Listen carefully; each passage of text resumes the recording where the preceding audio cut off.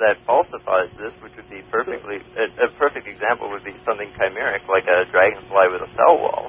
Think about how ridiculous then you would have disproven the theory, or you would have at least falsified that hypothesis. Hold on a second. You're saying to prove that people and pine cones are not related, you have to find a person with a pine cone growing out of their head. No, actually, that's kind of what you're asking for us to prove. No, see, the thing is, if you wanted to prove that a pine cone and a human being are not related, you take the two things they share in common, that they're eukaryotes, and that they have certain cellular and molecular similarities, and then you take that and you form a nested set, and then you violate that nested set, or you find an example of something that violates it, which is probably where you were going with the platypus example, expecting me to think that that was a violation of the nested hierarchy. No, I'm curious what it evolved from. A mammal. That's not an answer, did it? You said it had a common ancestor with the dragonfly. It is an answer, actually. You said it had a common ancestor with the dragonfly. Give me an example of something that's half dragonfly, half platypus. See, there you're just being disingenuous, because you know that that's not what anybody's proposing, because platypus and, say, human beings share a more recent common ancestor with each other than either does with the dragonfly, so there cannot be, in the evolutionary theory, a half platypus, half dragonfly. So you just don't understand what people are asking. You just don't understand the theory, and you're being disingenuous. Because if you understood it, Kent, you would never ask for a half platypus, half dragonfly, because where the heck did all the other mammals come from? I understand it much better than you realize, and much better than you do. No, actually, you don't, because... well, 1 second, Martin. How do you come to the conclusion that two things are related simply because they have similar properties? It's not about similarity. That's what you just said. You were mentioning how the dragonfly and the platypus both contain eukaryotic cells, and they're both... And it's about a nested hierarchy. Okay. Yeah, so how do you come to the conclusion that just because they have similarities, therefore they're related? Okay, do you agree that there's at least a nested hierarchy that we can distribute forms into? You can create one if you want. No, but do you agree that there's one that... I mean, a creationist... I can create. If you give me a bunch of skulls... Linnaeus was a creationist, and Hold on a second. If you give me, that doesn't necessarily mean this is a nested hierarchy by which they descended. Okay. If you give me a bunch of skulls, larger or smaller, I can organize them in any... That's one.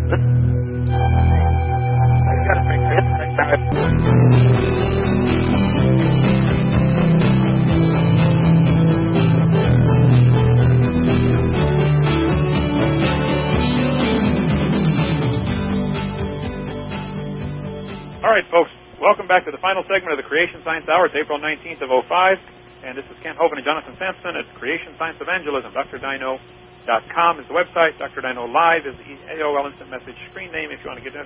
And we have Martin still on the phone, I believe. Right, Martin? Yep, that's right. Good.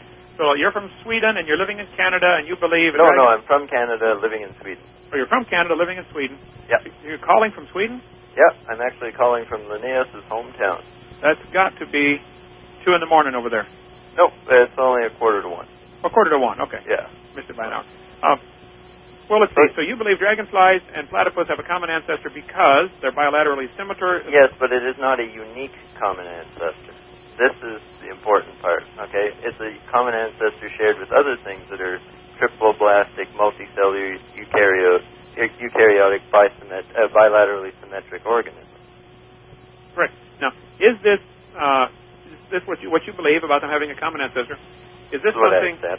Is this something that can be demonstrated empirically, or just something that can be taken as theoretical? Yeah, I think it can be demonstrated actually.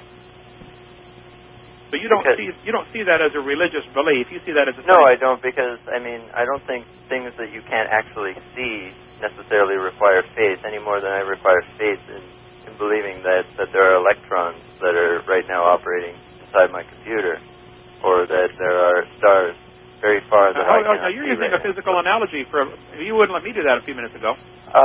Because I'm not making an analogy to specific living things. No, I'm not. I'm making an analogy to your argument where you're saying that if I can't see it, then therefore it's not scientific, or that it's faith-based. But that's absolutely ridiculous. That's an anti-scientific statement.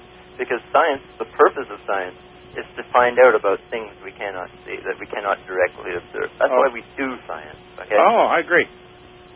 So then how come you can't agree that a common ancestor is something that we can learn about even if we can't actually see who it is or find it? It's something you can believe in. No, it's something we can test. You cannot test that a dragonfly and a platypus have a common ancestor. Sure, you're trying to do it with me all night tonight. Well, you're trying to test it. I mean, whenever I say something, when I try to demonstrate that there's a nested hierarchy, you try to bust it down. That's testing it. Well, okay, let's test my hierarchy then.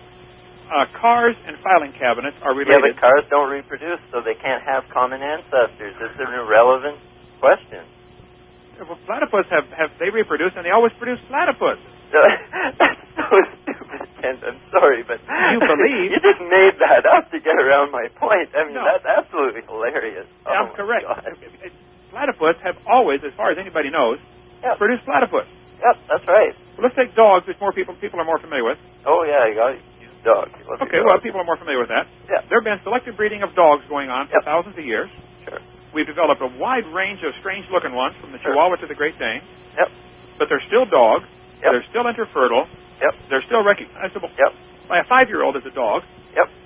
And yet you believe the dog, somewhere in the past, long ago and far away, was something akin to a dragonfly or a platypus or an amoeba. It's not akin to, if by which you mean looked like a platypus or looked descended like from. a dog. You believe it descended from something that was common ancestor to all these living things. Right. Right there is where you jump way out of science and into faith. Nope. I'm sorry, that's not true, actually, because I can test that. You could show that a dog has more in common with something else, or is so incredibly unique in its cellular and molecular system that it could not in any way, shape, or form have a common ancestor with a dragonfly or a platypus. But the fact is, why is a dog and a mammal? Why is a dog and a platypus? Why are they both mammals? Why? For what reason are they both mammals? What forces the Creator to make them both mammals? You told me you're in Linnaeus' hometown. Yep. Okay. He's the one that set up our classification system. Yep. I'm glad it's been modified a bunch since then, but still, basic idea is pretty similar. Yes. We could classify things all we wanted. Not really, actually, because he was pretty certain that there was a natural order to things that he was determining. Okay, and this is something we tend to agree with today. What? Right. Was Linnaeus a pretty smart scientist? Yeah, he was a pretty clever guy. Did he believe in creation? Yeah, he sure did. Okay, why don't you? Because I don't think there's anything to support it. So you think he was wrong? Yes, he was wrong. But he was right to classify dogs and platypus both as mammals, but he was wrong to believe there must have been a designer for this. No, I don't think he was wrong to believe that. I think he had some good reasons for that. Of course, he lived in pre-Darwinian times, so he didn't have Darwin's theory of evolution to explain this. I know. Do you accept Linnaeus' classification?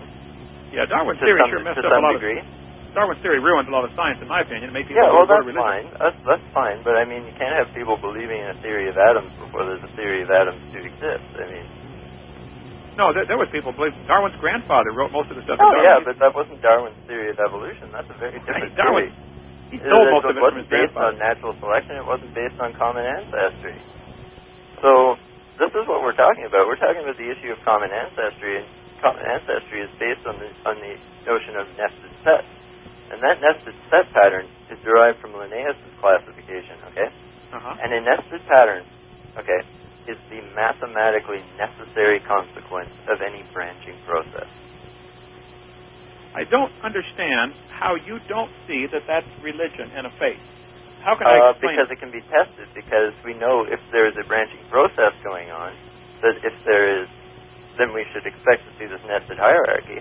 That if there is no nested hierarchy, or if we can find violations of the nested hierarchy, you test the theory.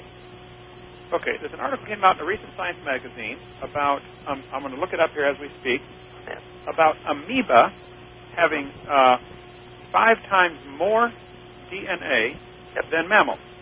Sure. Yeah, I think it's got the largest genome of any eukaryote. Okay. Why would an amoeba have 5 times more DNA than a mammal? Why not? What stops That's not an answer. No, I mean, I don't see what this question has to do with common ancestry, or how common ancestry is untestable. You're just dragging the point off, trying to get me to explain genomics, and I'm not trying to explain genomics. I'm trying to explain common ancestry to you and why scientists think it's actually a credible